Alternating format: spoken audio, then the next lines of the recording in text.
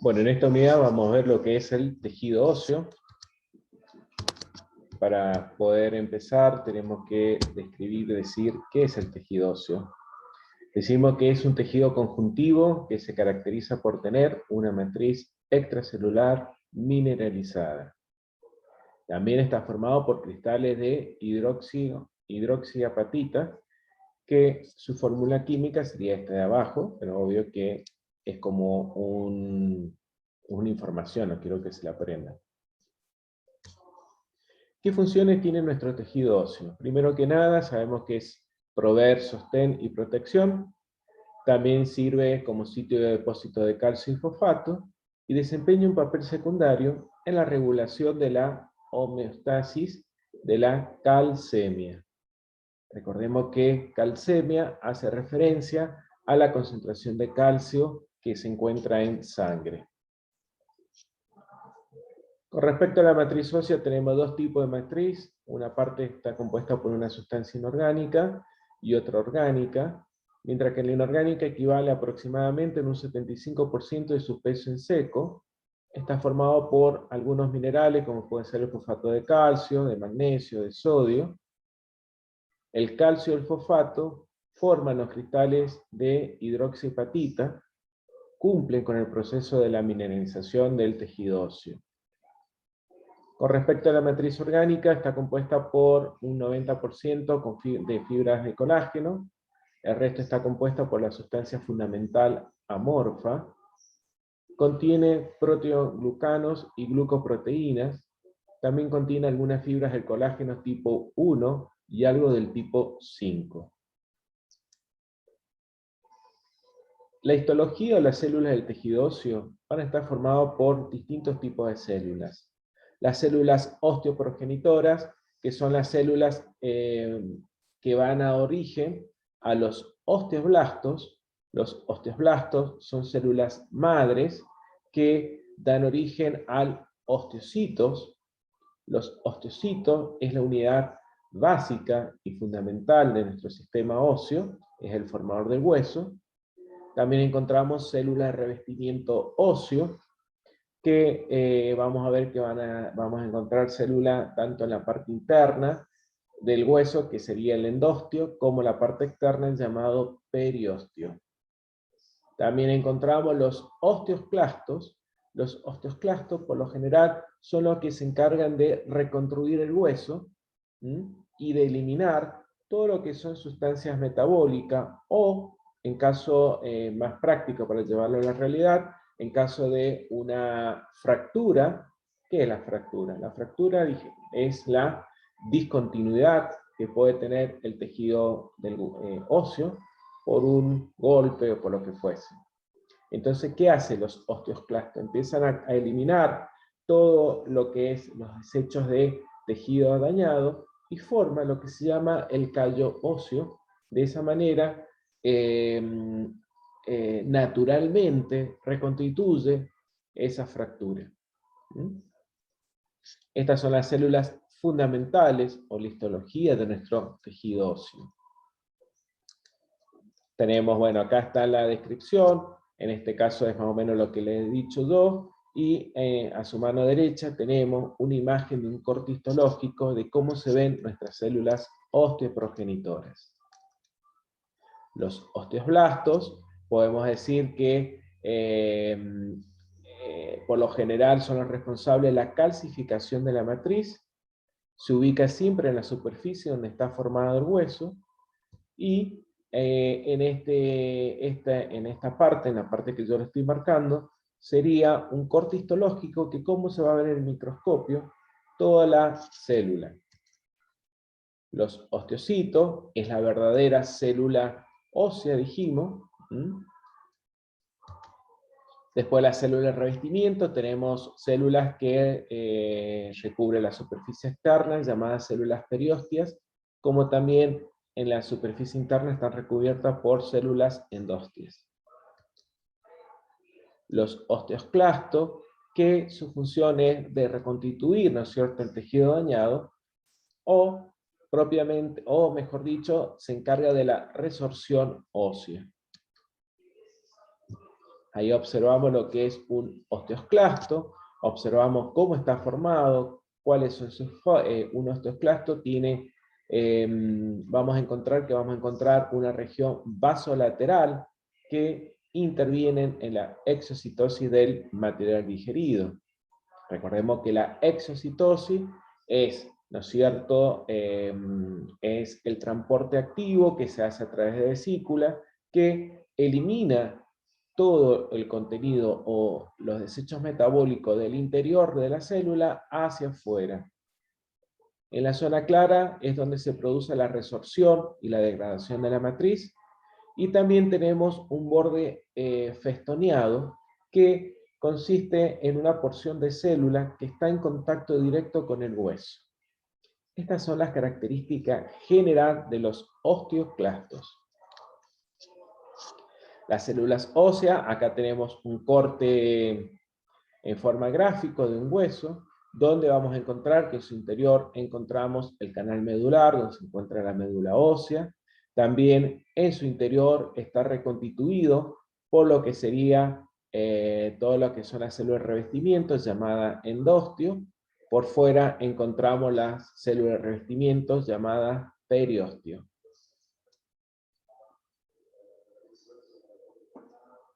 El hueso está constituido principalmente por el tejido óseo y también está constituido por tejido conjuntivo. También están irrigados por vasos sanguíneos, como son las arterias, que sabemos que las arterias llevan la sangre y los nutrientes, sobre todo sangre oxigenada, hacia el interior del tejido. También está constituido por venas, que las venas son los vasos que transportan los desechos metabólicos desde el interior hacia afuera del hueso. También está constituido por nervios que llevan todo lo que son los impulsos o la comunicación del sistema nervioso. Y algo fundamental, que la mayoría de los huesos está formado por un cartílago hialino.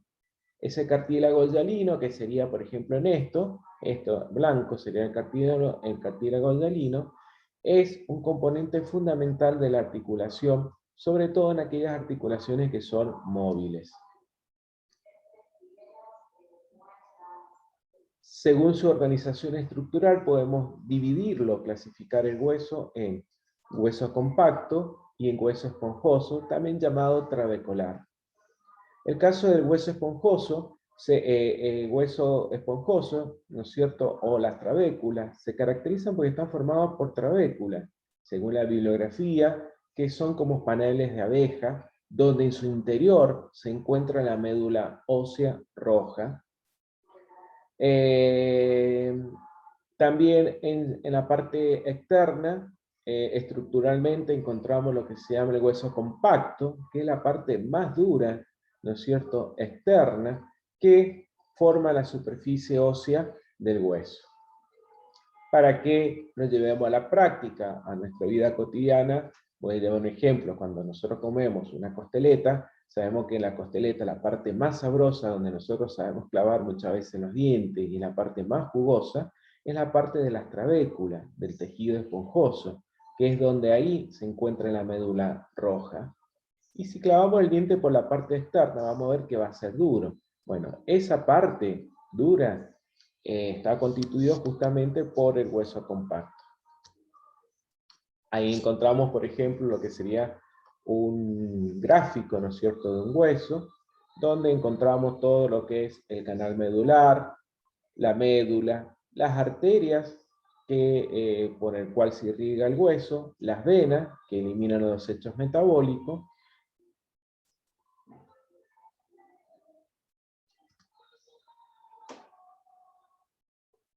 Con respecto a los huesos, podemos decir que podemos encontrar distintos tipos de huesos. Huesos largos, como son los huesos del brazo, de la pierna. Huesos cortos, como son los de las muñecas, y también los de las vértebras. Y los huesos planos son los huesos de la cabeza.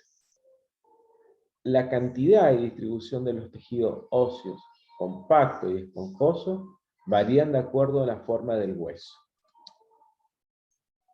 Si yo, por ejemplo, en el examen, o por ejemplo si tuviéramos un hueso en este momento, vamos a ver que tenemos un hueso largo, su estructura anatómica, más allá que vimos lo que estaba constituido por la parte interna, por el canal medular, donde va la médula, encontramos una parte del tejido trabecular. Vamos a ver que externamente, sobre las partes extremas del hueso, vamos a encontrar una porción muy importante que se llama epífisis. El cuerpo va a estar formado por lo que se denomina diáfisis. En los casos de los niños, hasta en la adolescencia, que sabemos que pasada la adolescencia el hueso sigue creciendo, hay un espacio muy pequeño entre la epífisis, la externa, la primera epífisis, y entre el espacio que hay entre la epífisis y la diáfisis, vamos a encontrar un sector fundamental que es la metáfisis. Las metáfisis, una vez que atravesamos o terminamos la adolescencia, esa metáfisis se achica y desaparece. ¿Mm?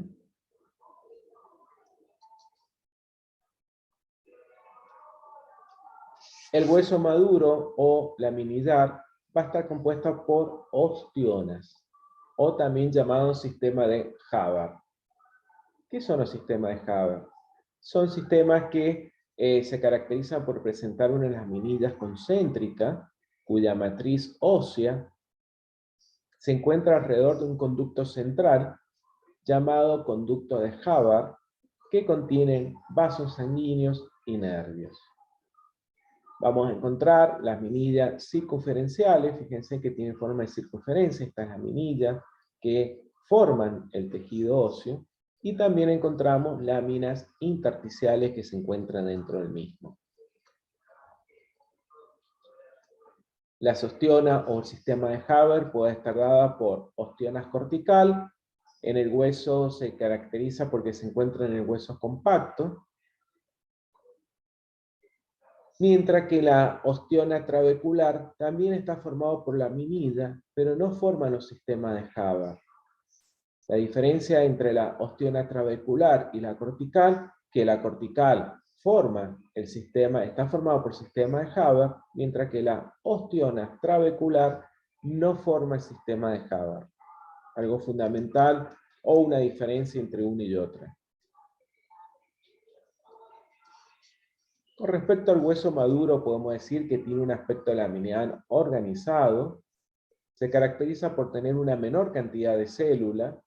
Estas células orientadas se encuentran paralelas a la laminilla, hay una menor cantidad de sustancia fundamental, la matriz por lo general se tiñe un color fuerte con la eosina. La eosina es una tintura que se utiliza para teñir los tejidos y podernos diferenciar en el microscopio.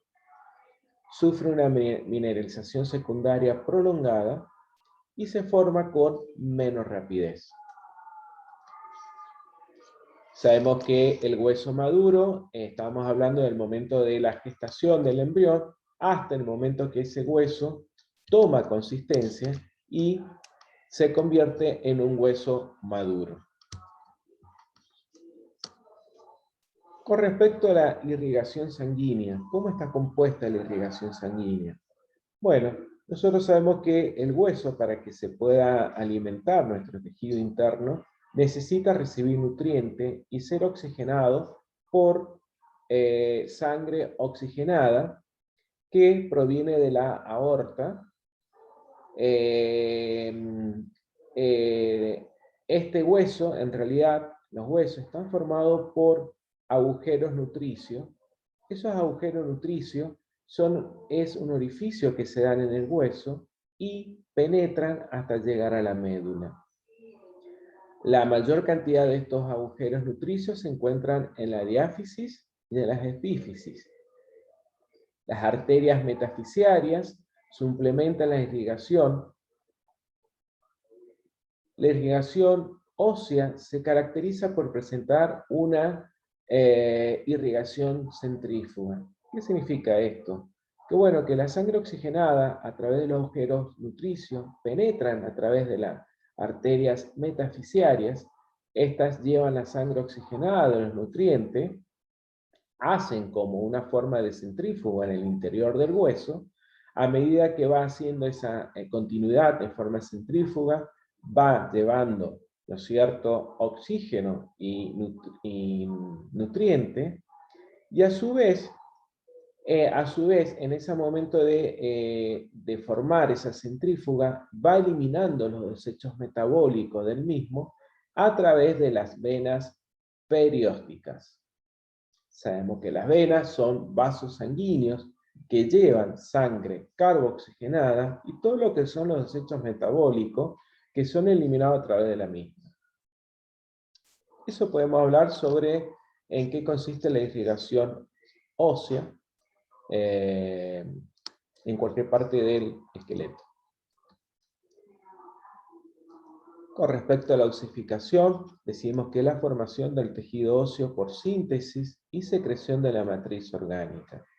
Está dado por los osteoblastos, que al poco tiempo sufren mineralización, y sabemos que los osteoblastos van a dar origen a los osteocitos.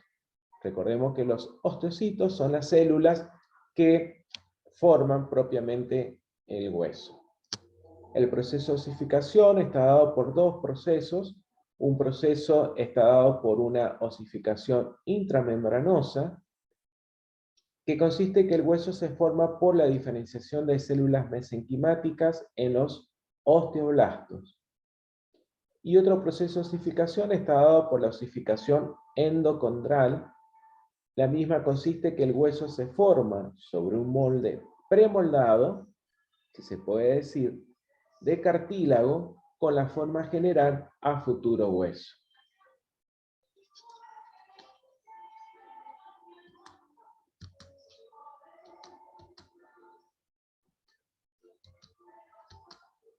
Ahí vemos todo lo que son el proceso, en qué consiste.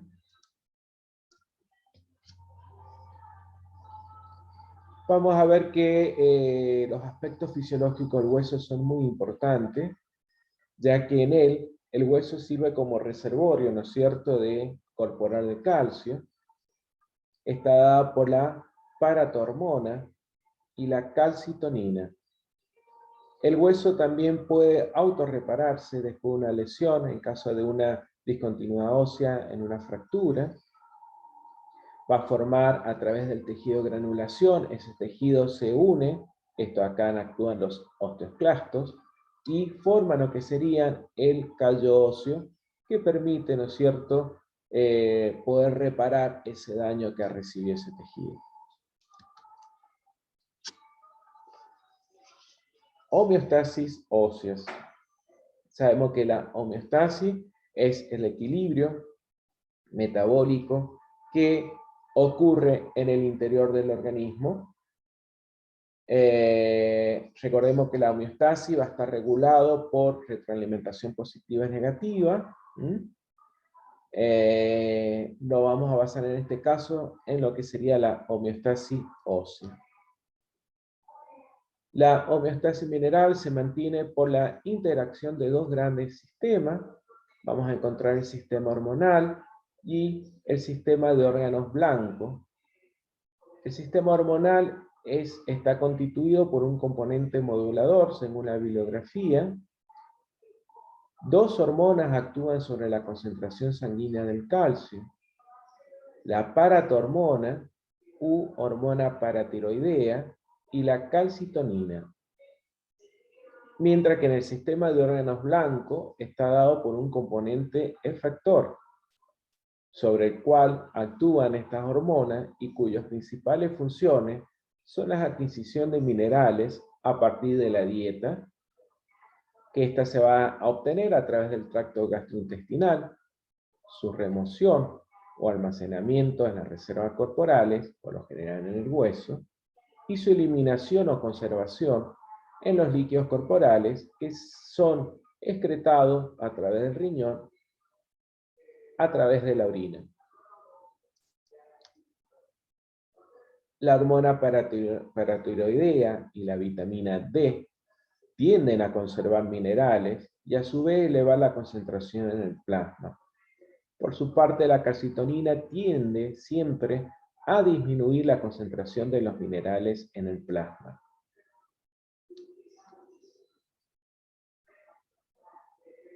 hablemos qué es la paratormona. La paratormona se produce en las glándulas paratiroideas, que se encuentran localizadas por detrás de la glándula tiroide, y promueve un incremento en las transferencias de calcio desde el riñón, el hueso y el intestino hacia el líquido extracelular. La paratormona va a cumplir funciones importantes sobre el hueso. ¿De qué manera? Estimulando la reabsorción ósea del calcio y el fosfato, a través de la cual sube los valores de calcio plasmático. Para eso, estimula la resorción ósea por los osteoclastos mediante la disolución de cristales y la digestión de la matriz ósea. La osteolisis, ¿qué significa osteolisis? Terminación lisis, sabemos que es la degradación del tejido óseo por los osteocitos. Además, actúa con un doble papel de la inhibición y la promoción de la actividad osteoblástica. La paratormona, eso va, lo que yo expliqué recién, dijimos que cómo actúa sobre el hueso. Ahora vamos a ver qué acción tiene sobre el riñón. Por un lado, la excreción urinaria de fosfato, con el cual se elimina el fósforo extra producido en la degradación ósea, y por otro, incrementa la retención de calcio y produce un deceso de la excreción urinaria del mismo. También aumenta la magnesiuria. ¿Qué significa magnesiuria? La terminación uria hace referencia a todo lo que está referido a la orina. Magnesiuria es la concentración de magnesio presente en orina. También la paratormona cumple una función sobre el tracto gastrointestinal. Se basa en incrementar la absorción de calcio en el tracto gastrointestinal con la presencia indispensable de la vitamina D. Sabemos que la vitamina D fija el calcio al hueso. La calcitonina es una hormona secretada por las células C de la glándula tiroides, diferente a la paratormona que es secretada por la paratiroides. La calcitonina es secretada por las glándulas tiroides. Actúan sobre el hueso, el riñón y el intestino, disminuyendo de esta manera los niveles plasmáticos de calcio y fosfato. Ahí tenemos más o menos un gráfico de cómo actúa una en caso, por ejemplo, de las glándulas tiroideas. Esta es la glándula tiroidea, que van a dar la formación de la calcitonina. En caso de una alta concentración de calcio de orina, en caso de una concentración importante en sangre de calcio, la calcitonina se estimula y automáticamente va a inhibir la liberación de calcio por el hueso. Sin embargo, la hormona paratiroidea que se encuentra, ¿no es cierto?, en la paratiroide, en caso de que haya una baja concentración de calcio, va a hacer que de esta manera estimule la liberación de iones de calcio. Esto sería un gráfico de cómo actúan la calcitonina y la paratiroidea. Son las hormonas que importantes en la homeostasis ósea.